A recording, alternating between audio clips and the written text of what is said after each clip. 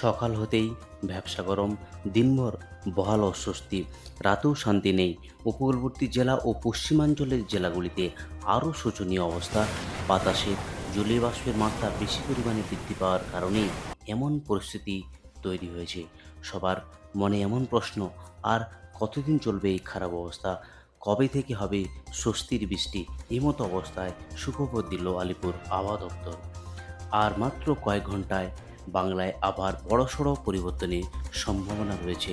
সুপ্রিয় সুধীয় দর্শকবৃন্দ, আজ 11 জুন বুধবার, এই মুহূর্তে আবার গুরুত্বপূর্ণ আপডেট। অস্বস্তির মাঝে বৃষ্টির আপডেট দিল আলিপুর আবহাওয়া দপ্তর। বঙ্গোপসাগরে ঘনীভূত হতে চলেছে গভীর নিম্নচাপ, যার প্রভাবে বাংলায় 4 থেকে 5 দিন টানা বৃষ্টির সম্ভাবনা রয়েছে। চলুন দেখে নেওয়া যাক আজ বুধবার কোন কোন জেলায় বৃষ্টিপাত রয়েছে, আর বঙ্গে কবে থেকে আবহাওয়া বদলের সম্ভাবনা রয়েছে, আর কবে থেকে বৃষ্টি হবে এবং সৃষ্টি হবে নিম্নচাপ।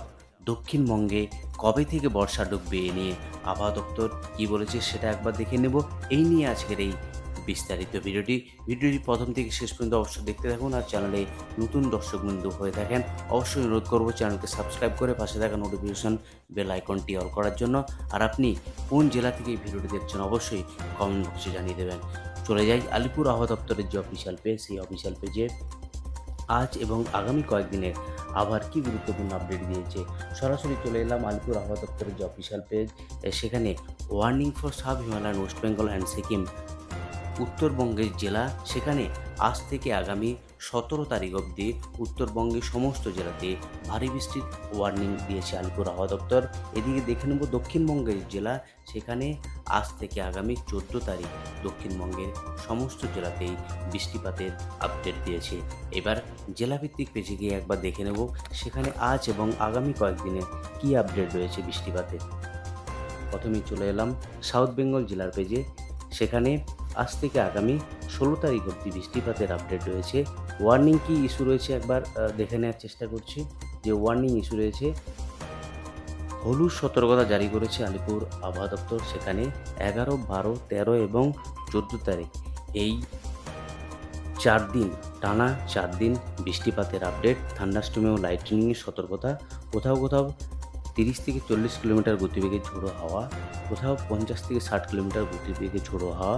উপকূলবর্তী জেলা, পশ্চিমাঞ্চলের জেলা, দক্ষিণবঙ্গের সমস্ত জেলাতেই এই বৃষ্টিপাতের আপডেট দিয়েছে। হলুদ সতর্কতা জারি করেছে আলিপুর আবহাওয়া দপ্তর। এই হলো দক্ষিণবঙ্গের আবহাওয়ার গুরুত্বপূর্ণ আপডেট।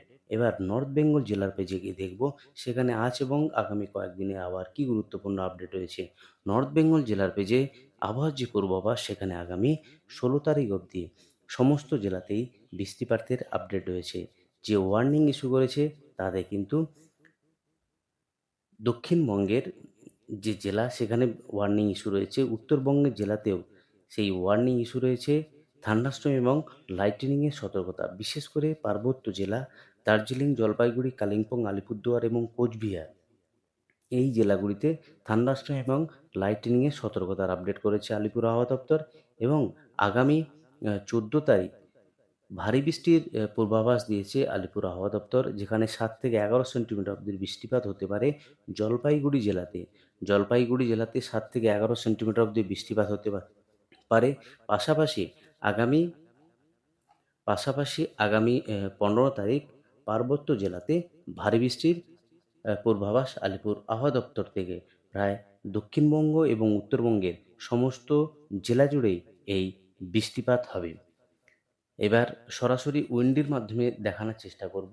আজ সকালের পর থেকে আবার গুরুত্বপূর্ণ পরিবর্তন হতে চলেছে, যেখানে পূর্ব মেদিনীপুরের যে উপকূলবর্তী জেলা, সেই উপকূলবর্তী যে জায়গা, কন্টাই, দীঘা, সঙ্গে পশ্চিম মেদিনীপুরের যে অংশ,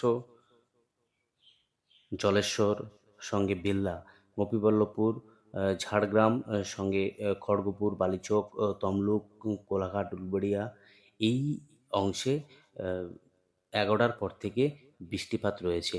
সঙ্গে বারুইপুর, জয়নগর, গোসাবা, হলদিবাড়ি, নামখানা, ফ্রেজারগঞ্জ, এই সমস্ত জায়গাতে বৃষ্টি বেশি এবং কলকাতার আশেপাশেও বৃষ্টি।